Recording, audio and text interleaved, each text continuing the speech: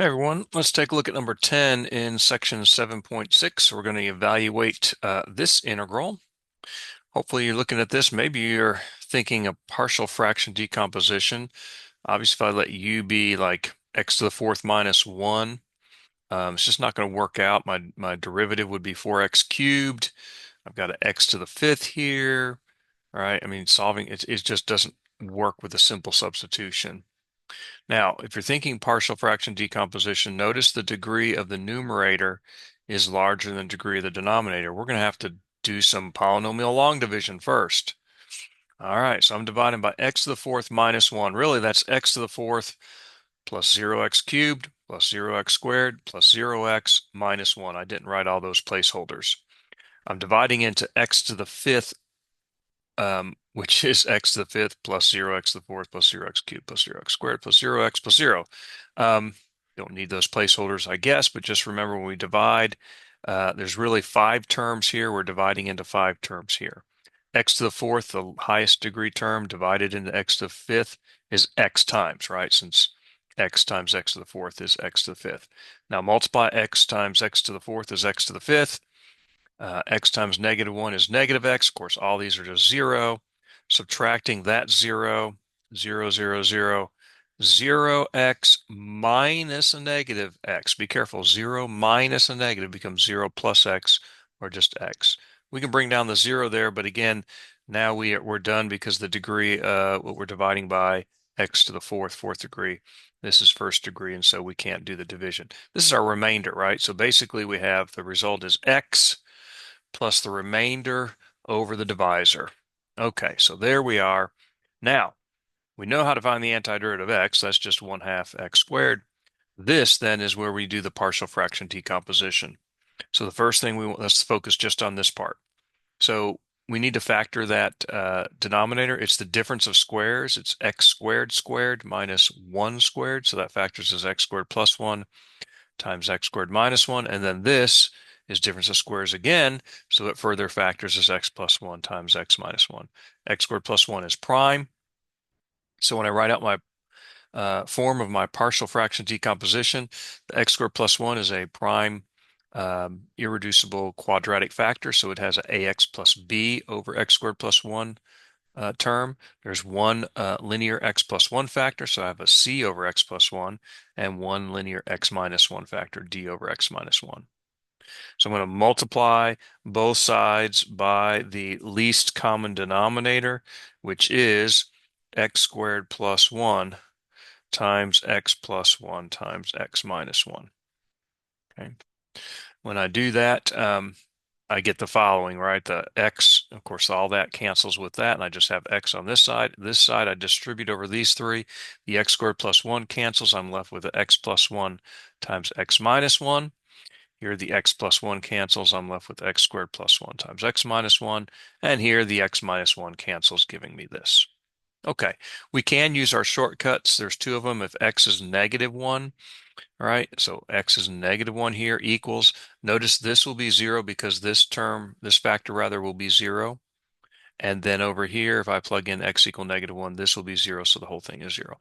So plugging in -1 here, -1 squared is +1 plus 1, and then -1 minus 1. So this is 2 times a -2, so I get -4c. If -1 is -4c, c is 1/4. Similarly, I can let x be 1. Right, x is 1. This factor is going to be 0, so that's gone. This factor is 0, so that's gone.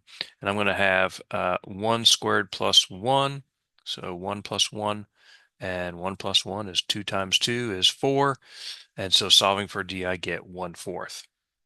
Okay. Then to find a and b, I'm going to go and expand out everything. I'm going to replace c and d, right? C and d were both 1/4, so c is 1/4, d is 1/4. I'm going to remultiply out here. This is x squared minus 1, right? We just factored that a little while ago. And then I'm just going to expand everything out. So I'm going to FOIL this out, multiply bx squared negative ax negative b. So FOIL that out. There's those 4 terms. Here I'm going to FOIL this out and then multiply by 4th. So x squared times x is x cubed times 1/4. And I've got negative x squared is the outer times 1/4. Inner is x times 1/4. Last is -1 times 1/4. Similarly here, I'm going to FOIL this out and multiply by 1/4, and I get these terms here. Okay. Combining like terms, I've got two x cubed terms here, that one and that one. So I've got I got three x cubed terms. A plus 1/4 plus 1/4 is a plus 2/4 or a plus a half times x cubed. I only have one, sorry, I do have more than one x squared term. I got bx squared, but then I have -1/4 x squared plus 1/4 x squared. So these cancel out and I just left with bx squared. The x terms, I have -ax plus 1/4 plus 1/4 is plus 1/2, -a plus 1/2. And then my constant term is -b minus 1/4 plus 1/4. Those cancel. I just left with -b. Okay, so got all the terms accounted for. Remember, this is equal to x, right? So we'll put the x there. And so if this is equal to x for all values, then obviously the coefficient in front of x cubed, x squared, and the constant term, these all have to be 0, and this has to be 1, right? So this is going to have to be 1, whereas all of these are going to have to be 0. Right? So obviously this tells me that b is 0, both of these. Here, if this has to be 0, then a plus a half is 0, a is -1/2. And if this has to be 1, -a plus a half being 1 means a also has to be -1/2, which is good, right? We should get the same result for both of those. Okay, so now we've got a and b, and remember we already had c and d here. So a is -1/2, b is 0, c is 1/4, d is 1/4. So let me rewrite the integral. Keep in mind, and I forgot this because it's been a while since we did the long division, but this is what we were working on. We still have the x here, so it's x plus these things. So don't forget your x, which, oops, I forgot my x. The x plus, remember it was a is -1/2 x plus b was 0 over x squared plus 1 plus c over x plus 1, 1/4 plus d or 1/4 over x minus 1. So now we can find the antiderivative. Of course, the antiderivative of x is just 1/2 x squared. That's the first thing. This thing I can do by letting u be x squared plus 1. My du is 2x dx. So I've got a -1/2 x there. I can multiply both sides by -1/4, and I'll get the balancing done here. So the -1/2 x dx is -1/4 du, and I have 1 over u there. So the antiderivative is -1/4 the natural log absolute value of u, where u is x squared plus 1. I get rid of the absolute value bars because x squared plus 1 is always greater than or equal to 0. And then hopefully you remember how to do these. If I let u be x plus 1, I'm going to get 1/4 the natural log absolute value of x plus 1. And similarly here, we get this. The red parentheses, I think Achieve likes you to do that. Don't have to do that for me. Just the absolute value bars is sufficient.